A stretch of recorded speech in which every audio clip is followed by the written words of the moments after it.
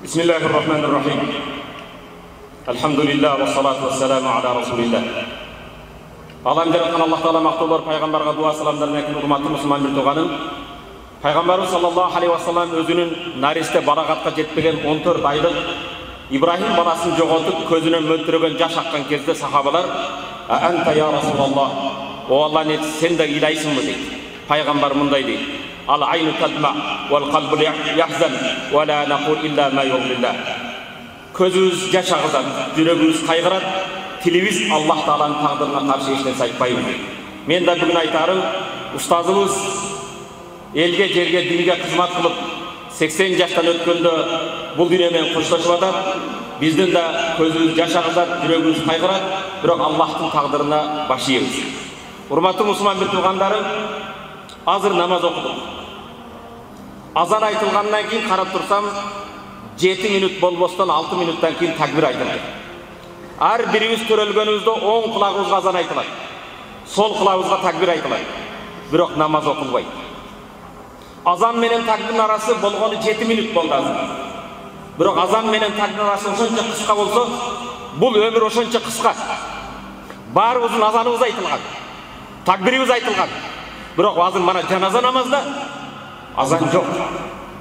Бүгүн Кинсанбай ажынын жаназасыга келген табытты көрүп турган бир тууганым эртең ушунун ордуна мен болуп калам деп ойлогон. Топурак салганы барганыбызда Таха сүрөсүнөн бул аятты окуйбуз. Минха халакнакум ва фиха нуидукум ва минха нухрижукум таратан ухра. Ушул топурактан жараттык, топуракка кайрадан алабыз, топурактан силерди кайрадан чыгарабыз дейт. Хазирет Алидан сураган экен: "Эмне үчүн ар бир рекат намазда 2 сажда бар?"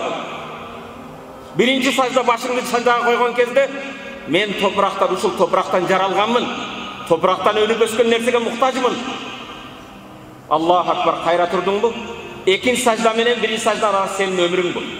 Экинчи саждага башыңды койгон кезде мен кайра бир күн келемин деп.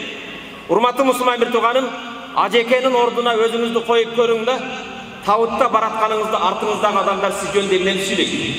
Элестетиң. Артыңызда 4 адам сиз жөнүндө эмнени сүйлөйт? Менин дайым жаназаларда айтып жүргөн бир суроом, урматтуу мусулман бир тууганым. Кинсанбай ажы кандай адам эле? Кандай адам эле? Жакшы адам эле.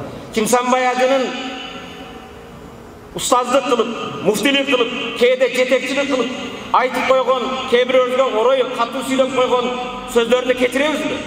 Кечиребиз. Бирок урматтуу мусулман бир тууганым, эмне бирөөдү жакшы деш үчүн өлүш керекпи? Эмне үчүн тирүү кезде бири-бирибизди жакшы дебейбиз? Бирөөдү кечирилдим деш үчүн өлүш керекпи? Эмне үчүн өлгөндөн кийин жакшылыгын сүйлөйбүз? Эмне үчүн тирүү кезинде кечирбейбиз?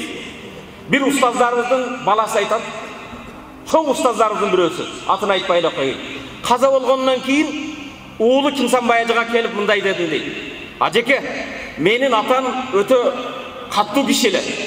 Кээ бир шарият маселесинде тилдеп коет эле, каттуу сүйлөйт эле. Сизге ошентип каттуу тийип койгон болсо, кечирип коюң, атамдын атынан кечирим сураймын" десем дейт. Балам, мен молдого бир молдо катамды айтпаса, менин кыйшайганымды бир молдо туурлабаса, ким айтмак? Мен ошол кезде эле кечиргенмин, ал кишиден ыраазымын деди дейт. Дамыланын баласы айтат, ушундай айкөл адам экен, ыраазы болуп калдым дейт. Урматтуу мусулман бир тууганым, айтайын деген маселе, эртеби кечби баардыгыбыз ушул табытка келебиз. Келгиле. Тирүү кезибизде бирибизди сыйлайлы.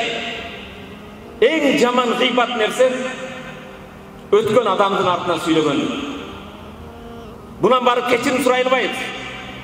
Ошондон урматтуу мусулман бир тууганым, жаназага келгенде ойлойлу. Эртең менин да 4 такбир жаназам окулат, бирок артымдан 4 кошунам, кесиптештерим, досторум мен жөнүндө эмне сүйлөйт экен деп ойлонуп көрмөдү.